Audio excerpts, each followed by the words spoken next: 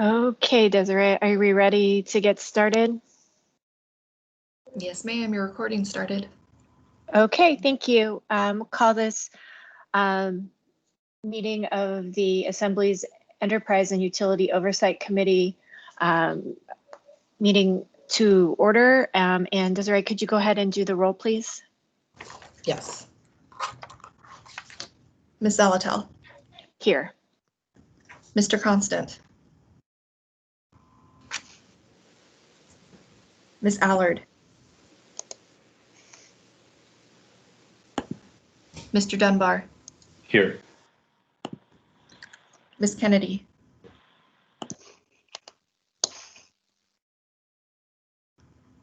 Ms. LaFrance. Mr. Peterson. Mr. Presverdia.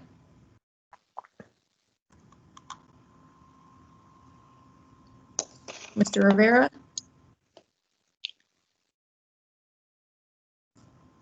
Ms. Quinn Davidson. Here. Mr. Weddleton. Here. I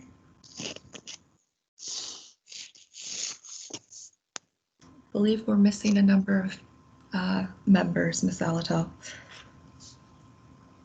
Okay, I know Mr. Constant was unable to make it. I believe the items today are simply for update and nothing requiring any recommendations. So we'll go ahead and go forward, and as members join us, hopefully I will note them for the record.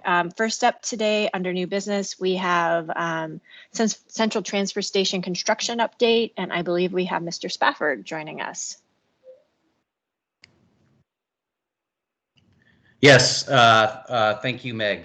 So today we're just going to give an update on where we're at with the Central Transfer Station project, with where we're at with the Anchorage Regional Landfill administrative and warm storage building replacement, as well as give an update about our rate request for 2021. And so basically that's how our agenda is going to go. We're going to talk, we're going to have Davis come up and talk about the construction progress so far. Davis is our construction manager for the Central Transfer Station project. And then I'll have Chris Coleman with Tetra Tech, who's our architect and engineering firm project manager. He'll talk about work package number 2, which is something that you're going to see on the next assembly agenda for approval on Tuesday.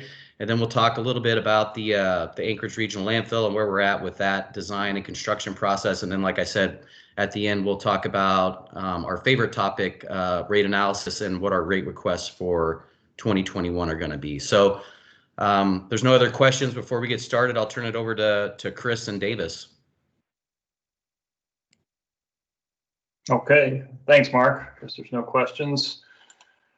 So anytime I like to start these presentations, you've probably seen this before, just kind of give a timeline as far as where we're at with the with our design and construction process.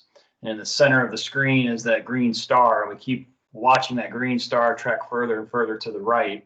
And as all of you are aware, on July 9th, we had our groundbreaking ceremony. So we've crossed that hurdle. We are now fully into construction. And it's very, very exciting. You know, we got 2 seasons of construction occurring, and we're looking to wrap the project up by the end of 2022, possibly early 23. And so with that, to talk more specifically about what's happening with construction, I'm going to turn it over to Jed Shandy with Davis Construction. Thanks, Chris. So just kind of an update of where we're at. We have relocated about 40,000 cubic yards of the surcharge that was left on the lot from the purchase from Walmart. We are actively exporting materials on a daily basis out to the ARL for the capping procedure out there. So we're transporting about 3,200 cubic yards per day, and we're up to about 36,000 overall for the project. We have started the excavation for the tunnel and the trench that goes down to the tunnel, with anticipation of starting concrete work after work package 2 is approved in early September. And we just threw in an employee count update, so everybody knows the economic impact to the project so far and where we anticipate it being. So we've got about 35 people actively working on site, with plans to ramp that up to about 60 up through the month of December this year.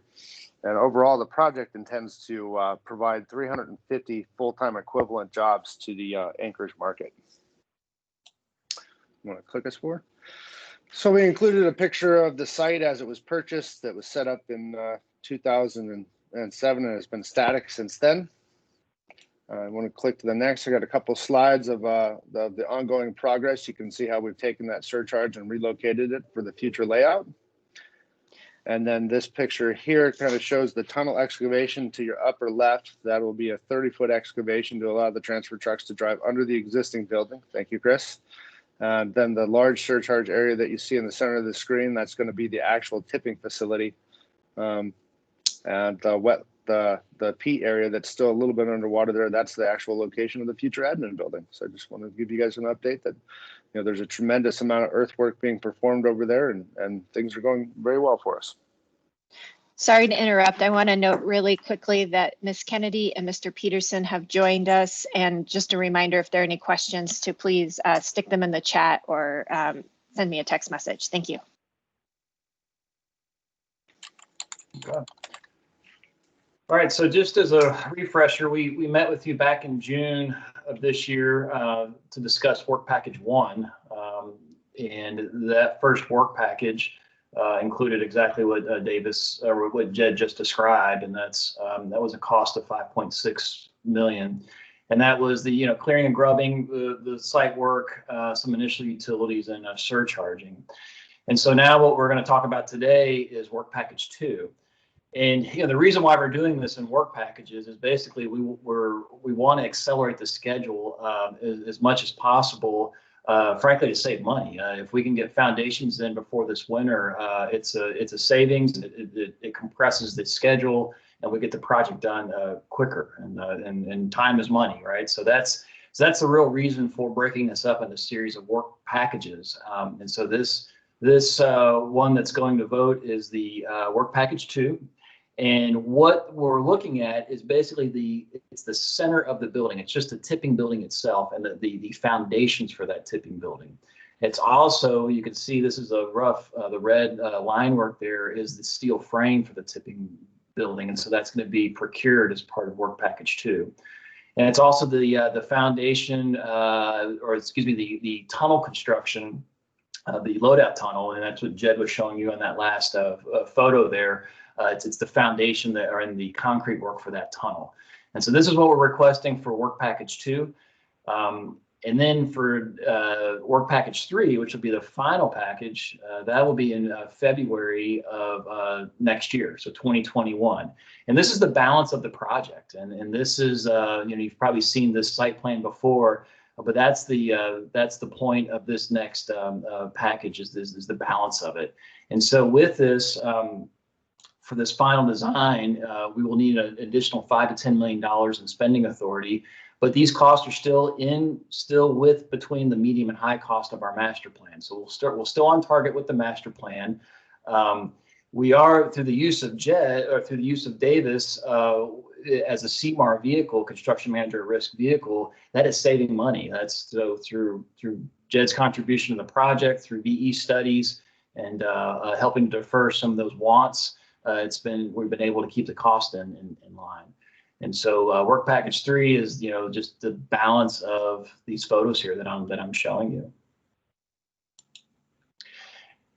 And then lastly, moving from the transfer station, just want to spend a few minutes giving you an update on the Anchorage Regional Landfill.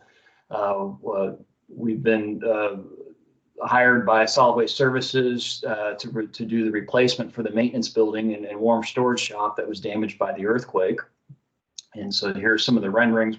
Right now we're very close to wrapping up the design. We're at a 95% design review. We're doing our final checks on that. The goal is to go to permitting and purchasing by September 4th. So that's just in a couple weeks. And so this is the back side of the building. Just a couple renderings here. One thing I do want to point out, what's unique about this building is that you can see the tower there, but this building holds critical communication equipment.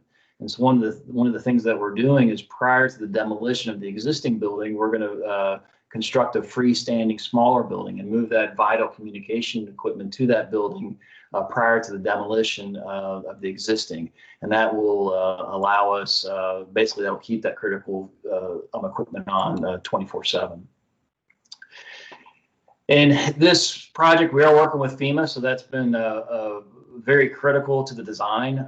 Every step along the way, we have our FEMA experts evaluating the design and the paperwork that we're generating, just to make sure that it's in compliance, and so that there's no risk of not being reimbursed. And I am pleased to say that the process is going very good. We've over the past couple of weeks have cleared several hurdles. It's with the CRC now, and it's soon going to congressional review. And we're very optimistic that there's going to be no hurdles with this. And so, Hey, Chris. Yes. Can you explain to the body what the CRC is, real briefly? Yes, the CRC is where they are basically making the last checks, making sure that this meets the reimbursement process. And so that is, it's actually the person that's doing that is in Houston, Texas. And so it's left the local people, and it's gone more kind of to like a regional office, if you will. And so they're making the final checks, and we've actually worked with this person before in the past, and so I think that has helped.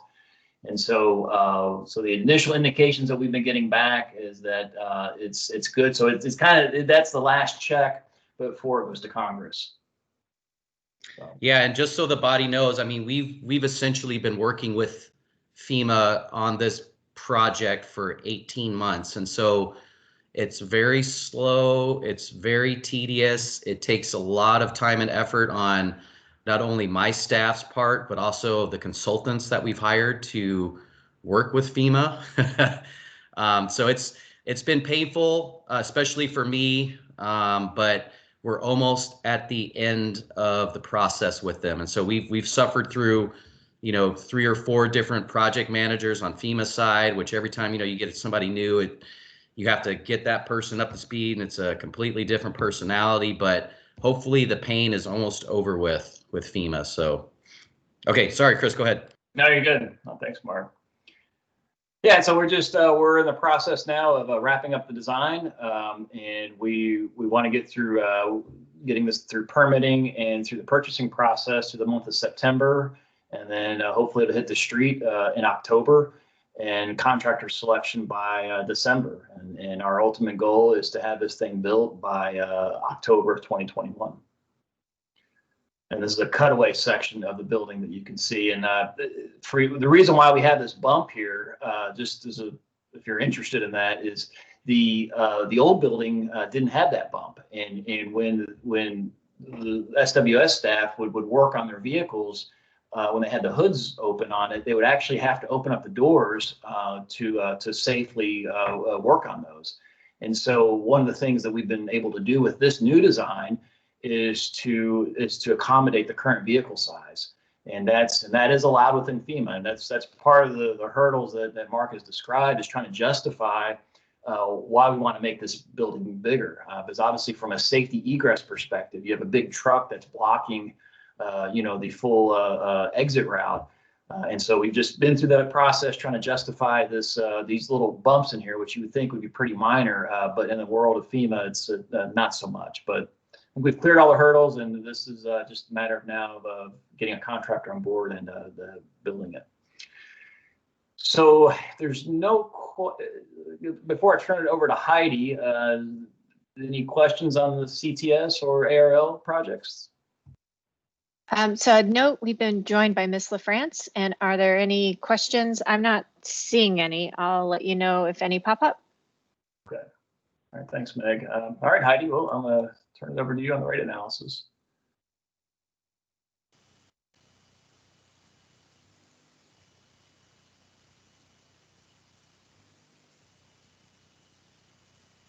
Sorry, I believe I was on mute. Okay, Good morning. I'm Heidi Thomerson, and I am the CFO, Finance Director for Solid Waste Services. And so we want to take a few moments just to look back at our favorite topic, the finances for all of this. And so in this, we're going to look at our financial plan, our rate plan background, some of the key assumptions in our studies, our findings and some comparisons, and then our recommendations and conclusions. So just a little bit of background here to refresh our memories and to bring up to speed anyone who wasn't involved in the prior study. Back in 2018, we did a revenue study, a revenue requirement plan, if you will, that included some assumptions. We included a 2% per year inflation assumption. We identified the need for significant capital improvements, namely the construction of a new central transfer station, and we needed to issue debt to cover the purchase of that central transfer station. We also want to note the utilities had not done rate increases for many years at that time, and so we brought up the need to increase our rates annually, 6.25% for the disposal fund and 5% in the collection fund for the foreseeable future. And as always, our world keeps changing and things have changed since that plan was presented. Some of the forecasted operating and capital costs are going to be higher than originally anticipated. Those costs include some incremental operating costs for the new central transfer station once it's complete, some additional capital costs to construct that central transfer station, and some capital costs that are needed to improve the leachate collection and treatment processes out at the landfill. And those are also heightened by the need to reduce gas emissions at the landfill and so on. We also realized we need to increase the MUSA costs that will be incurred once these capital assets begin to come online. And then we all are quite aware of the November 2018 earthquake that occurred and destroyed our admin building shop warm storage building that Chris just talked about.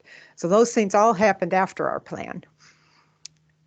So moving on, in 2020, we have done another sort of revenue and rate study, and we've worked with some consultants to update our plan.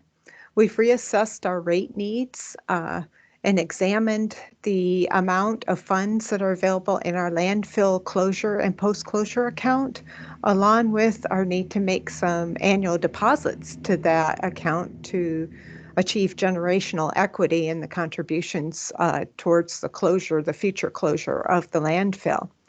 Along with that, we've begun to explore the economic impacts of other disposal alternatives.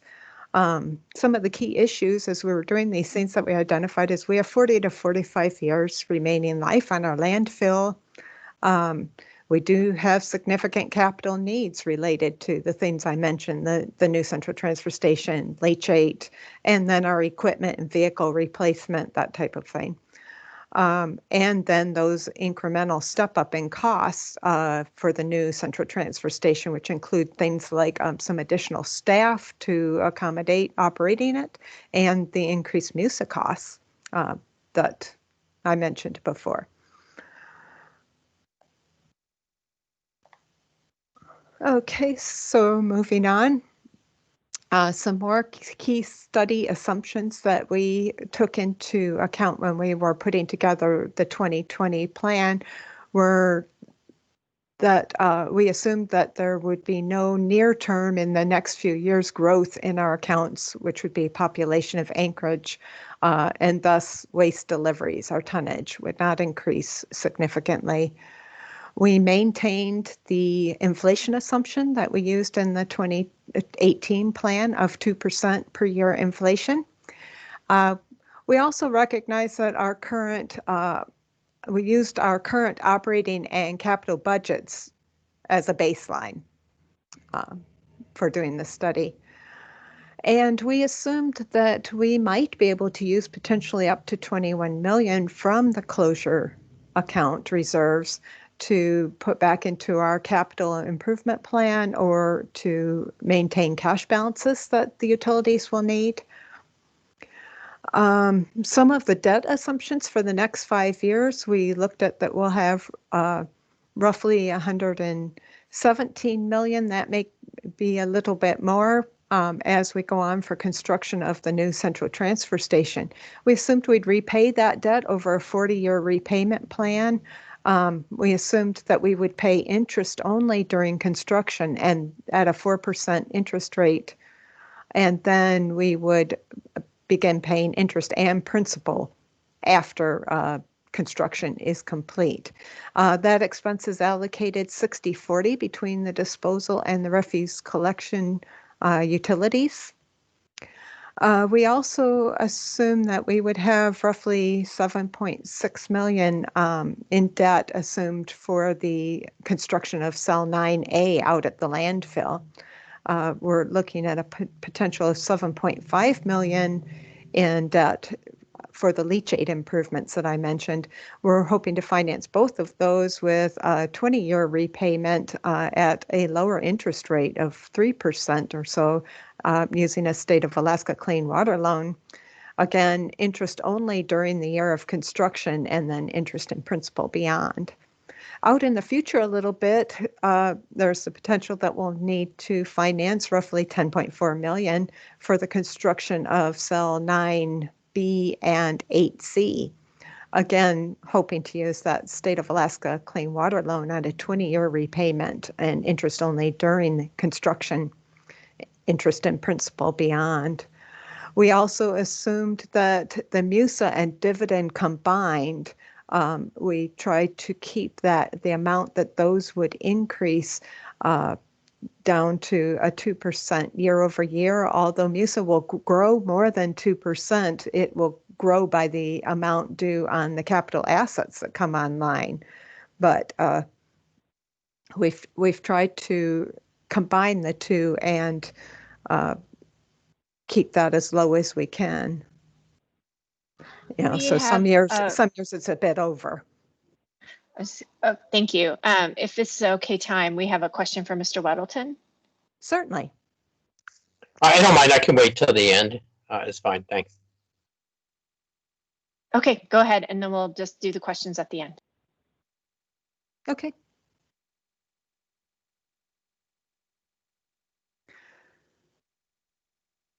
All right. Sorry, moving on. As we started looking at our disposal fund,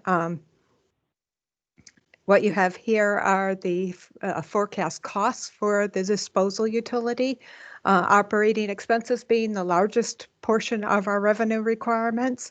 We also considered our debt service, you can see there in the pale blue. We added in the deposits to the landfill closure, post-closure fund. And then again, building and maintaining our operating and capital reserve funds as part of the best practice to maintain a healthy utility. And so you can see there our revenue requirement, the dotted line would be our expected revenues with the proposed increases, whereas the solid green line is if we did not make any increases from today's 2020 rates. So our proposed revenues are keeping up for the disposal fund with our anticipated needs. We can keep going. So here you can see that our projections indicate that solid waste services for the disposal fund should be able to maintain a healthy level of capital reserves. Try to say that 3 times fast. If we continue to carefully manage our operating and capital expenditures, we should be able to maintain both operating and capital reserves that meet or exceed target. And we can move on. And another piece that we need to look at is maintaining the debt coverage that we need, the ratios needed to cover debt. I would like to note, as you can see there, as we move to 2024 and 2025, it gets a little tight. So we do need to continue to monitor our revenues, our expenses, our capital expenditures, and we'll look closely at how we structure the debt, and we will work closely with MOA financing to make sure that we structure our debt such that we can maintain our debt coverage requirements. We're also looking at extending our model out a few more years so that we can look past 2025 to ensure that we will continue to maintain debt coverage while we continue to provide the best and most economical service that we can to our customers. But we have a plan. So we'll turn our attention to the collection utility. So in the refuse collection utilities, again, are shown here, operating being the largest portion of the revenue requirement, or considering the debt requirements, and then again, building and maintaining our operating and capital reserve funds as part of those best practices. And as we get into those out years, you can see 2023 and beyond, it becomes a challenge even with the proposed revenue increases. And we will work within our plan to control our expenses, anything that we can to try and build those reserves and maintain, we're at this point maintaining the 5% rate increase that we proposed back in 2018. So moving on, again, looking at those reserve funds a little more closely, you can see here that we have come up with a plan to maintain our operating reserve funds, but the capital reserve funds are going to be a bit of a challenge. We will maintain the reserve fund targets through 2021, and then as you can see, our plan shows a path to recovery as we move on. We don't really hit it by 2025, but we have a plan and it looks like it's working. So we're just going to monitor it closely. Okay, and again, we analyzed each fund, each utility separately for the debt coverage. And although the debt may be combined, we like to look at them individually. And here you can see for the collections fund, we are anticipating that we will be able to maintain that debt coverage requirement. Again, the out years of 2024 and 2025 getting extremely tight, so we will need to very carefully manage our revenue, expenses. We'll consider again that debt structure and how we can structure it to make sure we can maintain adequate coverage, but we believe we can do it. Would like to note on the left-hand side that we are assuming we exclude things like the dividend expense that we pay back to MOA, but we are including that MUSA expense that we know we will incur when we did these coverages. So I guess what everybody wants to know is, what are we recommending? What are our conclusions? And as I alluded to along the way, is we want to continue implementation of our 2018 revenue requirement with our adjustments to our rates, holding at the 6.25% for disposal and at 5% for refuse collection. And we believe we can accommodate even these additional expenses, holding these increases. So as you can see, the landfill fees out at Anchorage Regional Landfill from 20 to 21 will increase from $63.75 per ton to $67.73 per ton. That's an increase, if my math is right here, of $3.98 per ton. And we are proposing that the collection fees increase 5%. We've given you here on a 64-gallon cart what that will increase is from $29 a month, which is an $87 bill for our quarterly billing of 3 months, will increase to $30.45 per month, or a total of $91.35 for 3 months. So that's approximately $1.45 per month increase to our residential customers with a 64-gallon cart.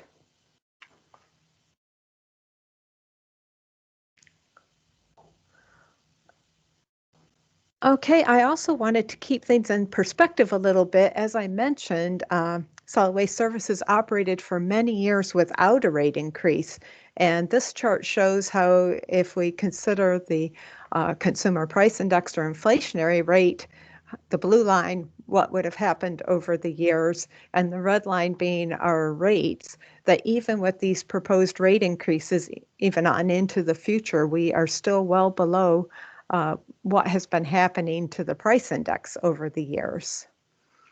So just for a bit of perspective. And the next slide is also another bit of perspective, and this is comparing our tonnage fees to neighboring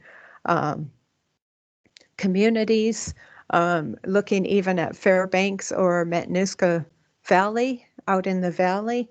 We're nearly half of what these other communities charge. And then we also compare to some other areas in the lower 48 and even our Canadian counterparts. And our rates are still very competitive and in some cases almost half.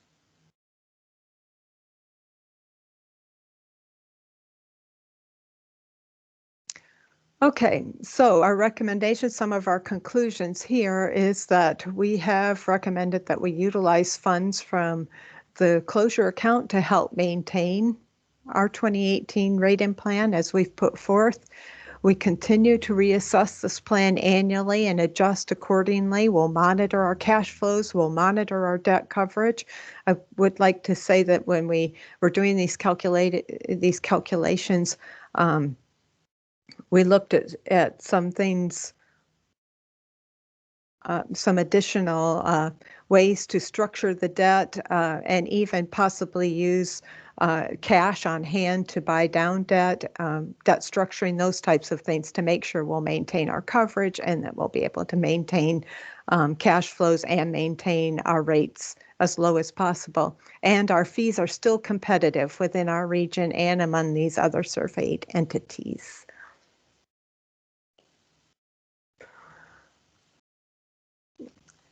So I know there were some questions. Great, thank you. Mr. Weddleton, would you like to kick us off? Oh, okay, yeah, and actually, as I was going through this, I thought you were going to say we need to get more than 6.25% increase, and I'm very pleased that you did not say that, and that you, because that's fairly high rate of increase. So thank you for that. And I'm not broadly, and I think I said this in 2018, compelled by kind of the image that, oh, we should chase inflation. Inflation is a broad economy-wide number that at the micro level, like any particular business, really has no meaning. Justification for cost or rate increases should really just be a function of your costs, which you've outlined, I think, appropriately. And in particular now, inflation's 1% or less. So if you're chasing inflation, you're in big trouble. So maybe you covered, you kind of with, we don't have that, your slides to look at slowly on our computers here, but what are the savings? You have, capital costs, I guess, from building these new buildings, but there should be operational savings too. Are those enough so we would notice it in lower rates? Well, we didn't really see at this point. There's a couple of points I wanted to make. As you were mentioning chasing inflation, you're right. We're not really chasing inflation, but we just wanted to note that to date, our rates are well below inflation. And that the garbage, if you separate out the garbage and trash index, I believe our consultants looked into that, and it can be a little higher than inflation. So my only point there is that I feel like we're doing well. We're doing the best we can, and we're trying to keep it at that 6.25. So I'm glad you appreciate that.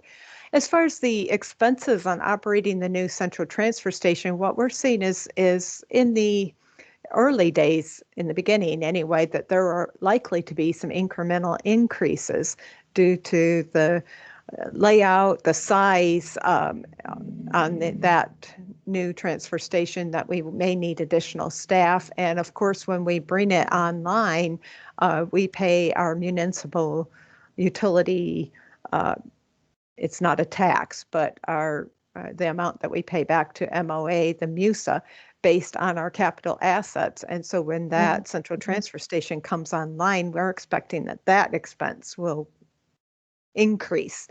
And so that causes an operational increase rather than a savings.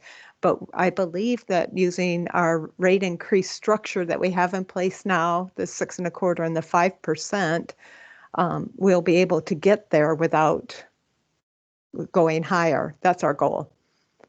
Does that Okay, answer that's your good. question?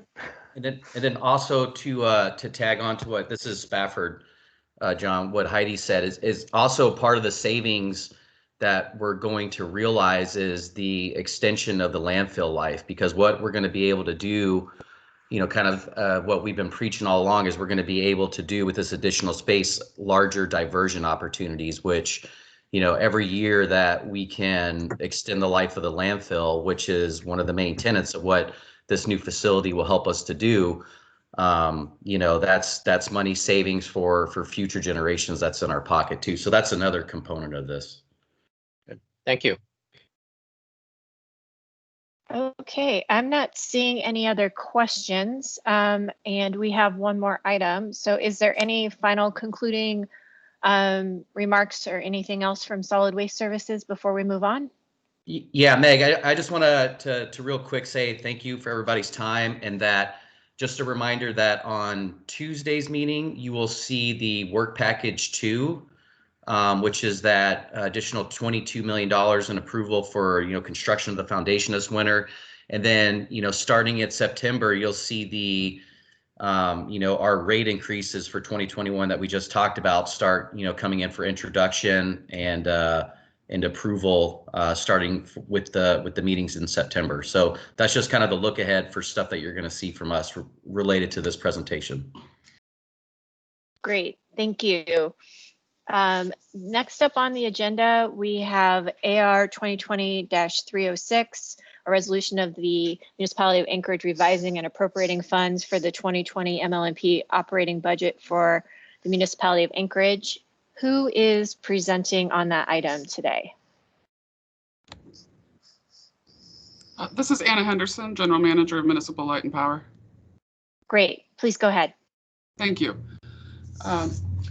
So the purpose of this meeting, I guess this agenda item is just to introduce you to the AR 2020-306, which we anticipate will be on the Assembly agenda for Tuesday. So just wanted to give you an overview of what that is, so you're not surprised at the next Assembly meeting. So essentially, MLNP put together a 2020 budget during the normal budget cycle. And then in the first quarter budget revision timeframe, it was anticipated that MLNP would be sold to Chugach around the end of, because of regulatory hurdles and the conditions that the RCA put in the final order, we didn't make that date. So now we have a budget that's coordinated with a close date that didn't happen. And so in my mind, this is a correction, or, well, I guess a correction would be a correct characterization. So essentially, I'm asking that the Assembly reinstate the 2020 budget that MLNP had originally proposed to get us through the remainder of 2020 and allow MLNP to operate the utility in the normal course of business as we're required to do until close. There is some late breaking information. Just this morning, the Commission issued an order accepting the Chugach and MEA's power pool filing. So I'll back up a little bit. In the history, there is the final order from the Commission issued at the end of May had 2 groups of conditions. One group was APA amendments, and we satisfied that condition some time ago. The second condition that the Commission imposed was power pooling agreement between Chugach and MEA. So since the final order came out in May and the beginning of August, Chugach and MEA were negotiating that pooling agreement, filed it at the beginning of August. The Commission had initially rejected the filing as not consistent with their order. Chugach and MEA went back to the negotiating table, came up with new terms that would satisfy the commission, and then we just got the notification from the commission today that they agree that the pooling agreement that was, the amended pooling agreement that was filed most recently does satisfy the condition that they imposed in their final order. So that just came out a couple of hours ago. So we are moving to close. That's the next, I guess, big task in front of ML&P and the MOA to close this deal. So backing up, I guess, back to the budget agenda item today. Again, ML&P needs the operating funds to close out the year, and simultaneously, while operating the utility, we're going to be working with Chugach on the close of the sale. So, and I also recognize that this was added to the agenda for this meeting a little bit late. So we're doing our best to coordinate the timing of the assembly actions needed and moving forward with the administrative legal tasks that need to be completed before close. So with that, I guess I will pause. I know I've given you a lot of facts and information. See if there's any questions that you have about the AR or the commission order that I mentioned that came out this morning. Are there any questions for Ms. Henderson? And Mr. Slivka, did you want to add anything? I know you had requested that this item be placed on the agenda. No, I think Anna said it all correctly. ML&P, as she said, just needs the budget to be able to operate in accordance with the agreement. And thank you for giving her the time to explain that. Okay, I'm not seeing any additional questions or comments. So thank you very much for the update and highlighting that before our upcoming meeting. Next on the agenda, we have, excuse me, committee legislative and budget priorities. I do not have any priorities before me or the budget items for 2021 as Mr. Constant is away today. If there's anything anyone would like to discuss, I'll give it a moment. And if not, we'll move on to audience participation. Okay, I'm not seeing anything on that front. So do we, Desiree, do we have anyone on the line who is here as a member of the audience?